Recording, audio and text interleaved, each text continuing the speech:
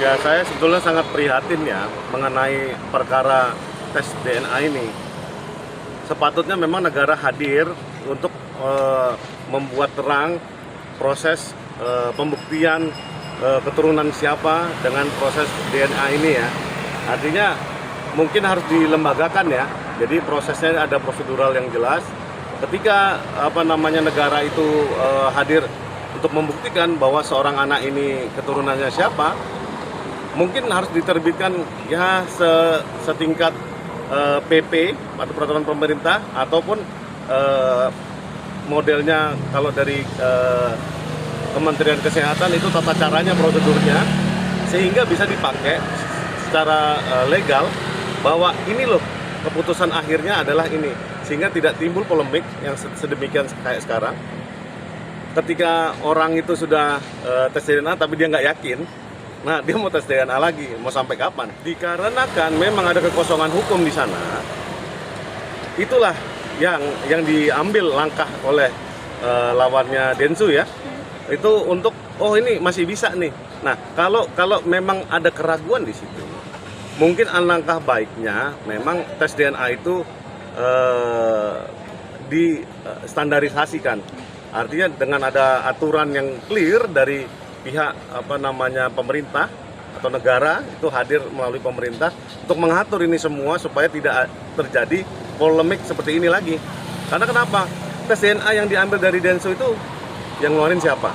Muncul pertanyaan lagi, dibantah. Oh, saya maunya tes DNA dari ini.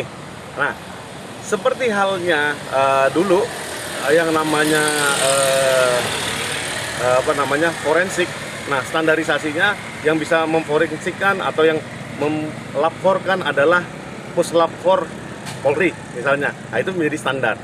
Makanya kalau memangnya tes DNA ini standarnya sama dengan hasil lapor, saya pikir sudah tidak mungkin lagi keadaannya berubah dari yang pertama sudah dites bisa berubah hasilnya. Kalau memang sedemikian itu, maka unsur dalam pencemaran nama baik itu sudah terpenuhi. Jelas sampai sekarang masih ada kekosongan hukum di situ. Artinya standarisasi tes DNA itu apa diatur di PP atau di Kepmen atau apalah itu surat edaran atau apapun itu belum ada. Karena tes DNA itu sendiri sebetulnya secara hukum itu adalah pembuktian di mana secara saintifik dibuktikan bahwa ada seorang anak manusia itu merupakan keturunan dari siapa.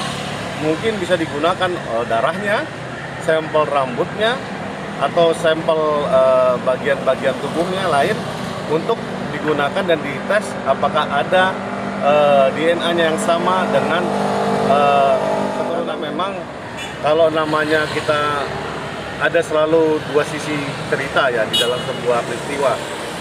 Di satu sisi wanita ini ingin mencoba berjuang memperjuangkan anaknya bahwa ini loh keturunannya si ini gitu loh. Nah gitu itu nggak salah. Cuman memang ya saya cermati memang ada kekosongan hukum mengenai tes DNA itu sendiri, prosedurnya. Jadi prosedurnya itu seperti halnya kayak misalnya cara untuk membuktikan kalau kemarin sistemnya si Macica Mukhtar ya lawan dulu untuk membuktikan anaknya bahwa anak di luar nikah itu bisa menjadi ahli waris ya kan, sudah diperjuangkan sampai Mahkamah Agung dan menjadi jurisprudensi.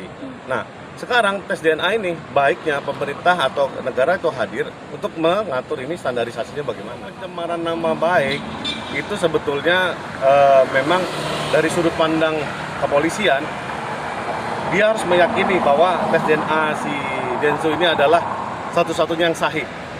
Nah, tapi di dalam aturan menurut hemat saya belum ada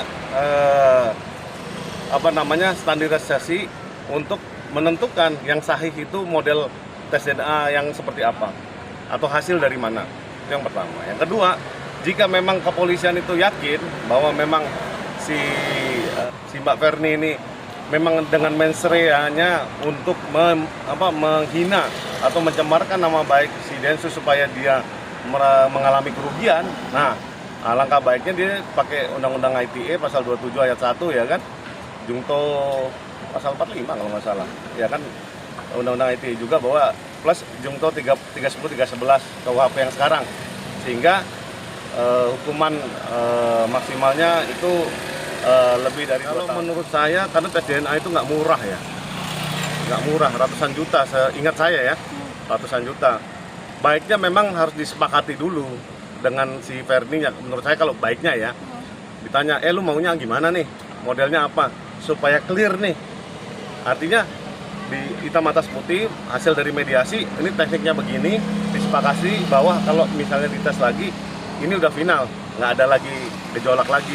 Nah, itu menurut saya jauh lebih indah lah. Tapi kan ini kan udah dua kubu berseberangan. Nah, saya pikir kalau Denny Sumargo menolak, itu saya dukung Densu. Yang paling penting Densu ini tadi bilang ke si Verninya ini, supaya lu maunya gimana tekniknya, apa yang mau dites, rambutnya kek, kukunya, air liurnya, atau apapun, darahnya boleh.